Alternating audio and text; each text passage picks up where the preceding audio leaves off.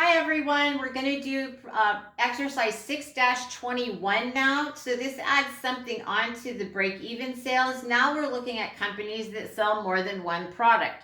And so we can still use the break-even point information for companies that sell multiple products. And we do that by looking at the 2 products or 3 or whatever. In this case, we're looking at bats and gloves. We're going to look at how much percentage they sell, and we're going to calculate out a new combined selling price with that into account. So the problem tells us that Dragon Sports Incorporated manufactures and sells 2 products, baseball bats and gloves.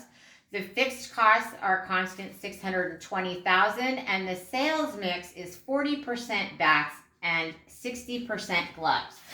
So most of our sales, 40% are the bats, 60% are the gloves.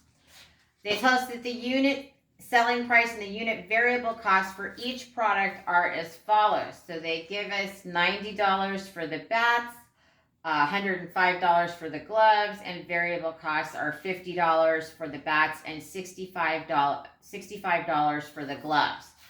So the first thing we're going to do is we're going to come up with the selling price for product E.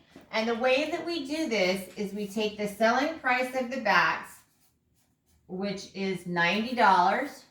We're going to multiply that times 40%, the sales mix, and we're going to add that to 60% of the $105 selling price for the gloves. All right, and so my cameraman's telling me I have to do my decimals better. Is that better, cameraman?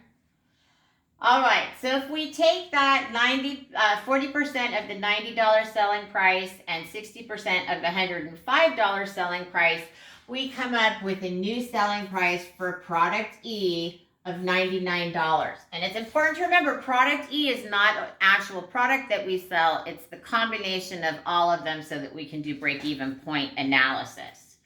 So now we're going to do the same thing when we're looking at the variable cost per unit. The problem told us that the bats, the variable costs are $50.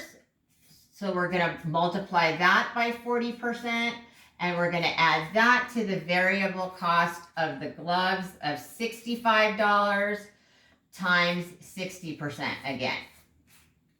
So you add those 2 together and you come to a unit variable cost of $59 for product E. And that's going to give us a unit contribution margin of $40 for product E. Okay?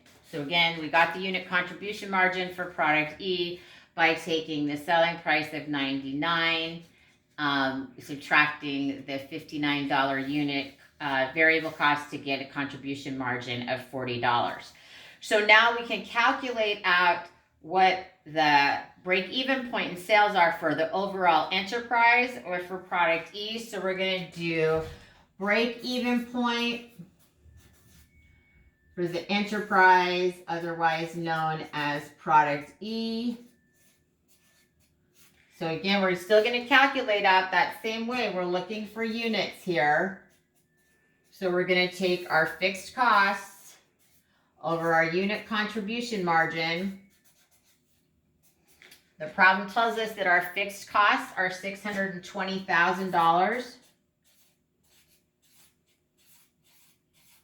We're going to divide that by the unit contribution margin we calculated for E above, and that's going to give us a total break-even point of 15,500 units. So that's how we calculate A. In B, they want us to know of those 15,500 units, how many of them are bats, how many of them are gloves. So all we have to do there, if we're going to look at, I'll do A, B, we're going to go how many bats do we need to sell? Well, bats make up 40% of our total sales mix. We need to sell a total of 15,500 units.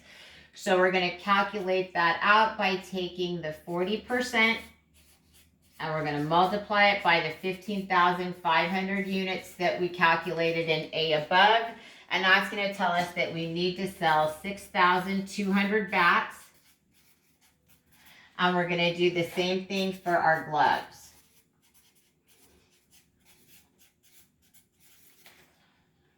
Let me use my proper punctuation here. So we're looking at gloves, it's 60% of the 15,500 break-even units. That comes to a total of 9,300 gloves.